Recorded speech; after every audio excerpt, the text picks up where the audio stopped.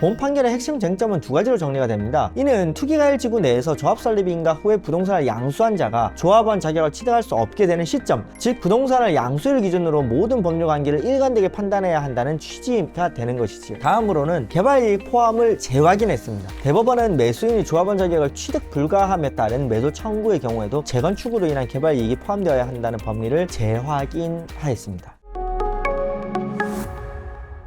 안녕하세요. 저는 건평법률사무소 김건우 변호사라고 하고 재개발 재건축 그리고 부동산을 전문으로 하고 있으며 해당 분야가 대한변호사협회 전문 분야 등록되어 있습니다. 오늘은 유튜브 구독자 중에 이런 질문이 있었어요. 변호사님, 일전에 투기과열지구 재건축 조합원 자격 최신 판례를 분석해 주신 바 있습니다. 즉 투기과열지구 내에서 재건축 조합 설립인가 후에 부동산을 양수하면 현금 청산자가 되지만 예외적으로 양도인이 1주택자로서 10년 소유 5년 거주인 경우에는 조합원 자격을 유지할 수 있다. 다만 지분 양도인 중에 일부가 위 요건을 갖추지 못한 경우, 공유였던 경우죠. 위 요건을 갖추지 못한 일부 지분은 현금 청산된다는 것에 관한 내용이었습니다. 그런데 추가 질문이 있습니다. 이때 현금 청산자 지분의 가격 시점, 즉 개발 이익은 어느 시점까지 반영될 수 있나요? 라는 질문이었습니다. 금일은 이 주제에 관해서 대법원 2025년 8월 14일자 선고한 2022-228230 판결의 매매대금 산정 기준 시점 및 개발 이익 포함 여부에 관한 상세 분석이라고 부제를 붙여보도록 하겠습니다.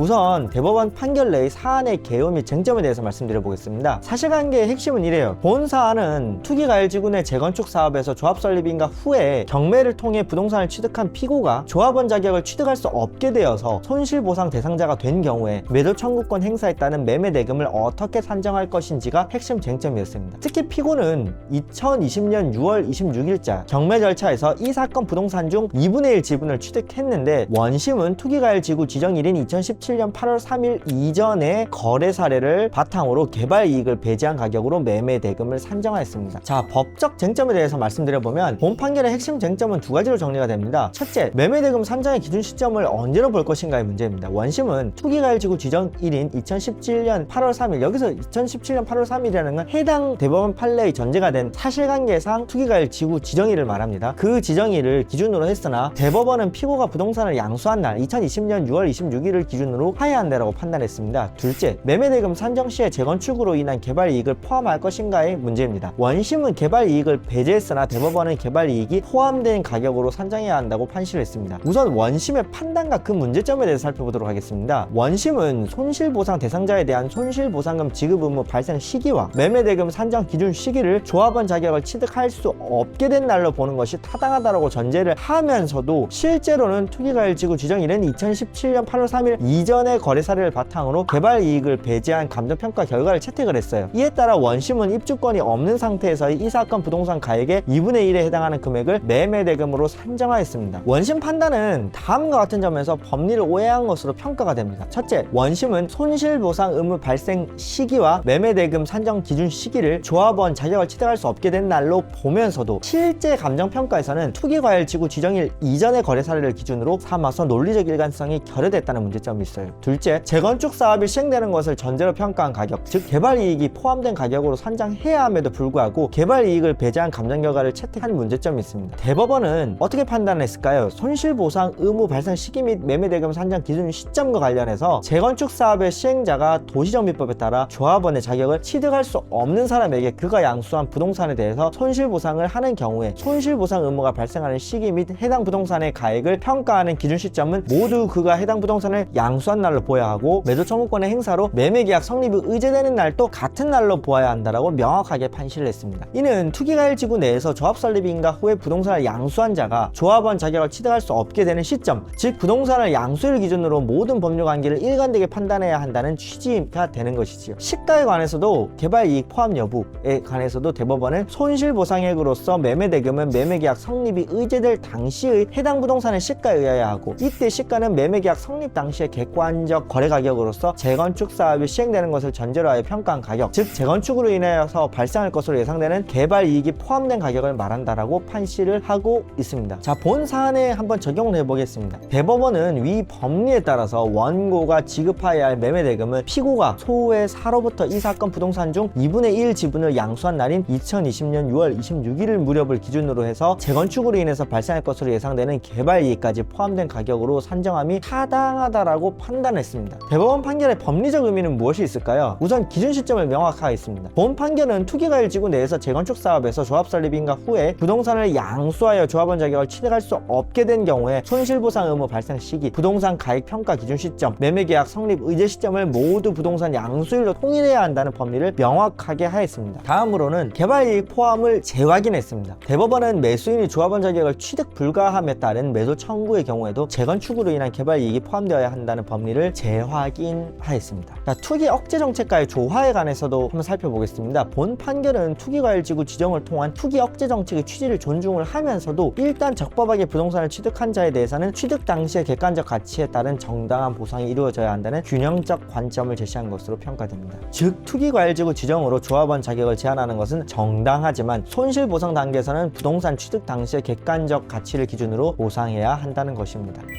자, 정리를 한번 해보겠습니다. 본 판결은 투기과열 지구 내 재건축 사업에서 조합 설립인가 후에 부동산을 양수하여 조합원 자격을 취득할 수 없게 된 경우에 손실보상액으로서 매매대금을 산정에 관한 중요한 법리를 제시하였습니다. 이러한 법리는 투기 억제 정책의 취지를 존중하면서도 적법하게 부동산을 취득한 자에 대해서는 정당한 보상을 보장함으로써 재산권 보호와 공익실현 사이의 균형을 도모하는 의미가 있겠습니다. 재건축 조합 및 부동산 양수에는 본 판결의 법리를 충분히 이해하시고 손실보상 협의 및 매도 청구 소송 과정에서 적정한 시가 산정이 이루어지도록 유의하셔야 할 것입니다. 조합원 자격, 현금 청산 자격 등 재건축 또는 재개발에 관한 각종 권리 의무에 관하여 의문점이 있으실 경우에는 조속한 면담은 당신의 인생에 중대한 법률 리스크를 제거해 줄 것으로 믿습니다. 네, 본 유튜브 구독과 좋아요, 알림 설정까지 부탁드리며 다행법률사무소는 네이버 블로그를 운영하고 있습니다. 네이버에 건평법률사무소로 검색하고 들어오셔서 재개발, 재건축 그리고 부동산에 관련된 각종 유익한 정보들 많이 가져가시길 바라겠습니다. 네, 이상입니다. 감사합니다.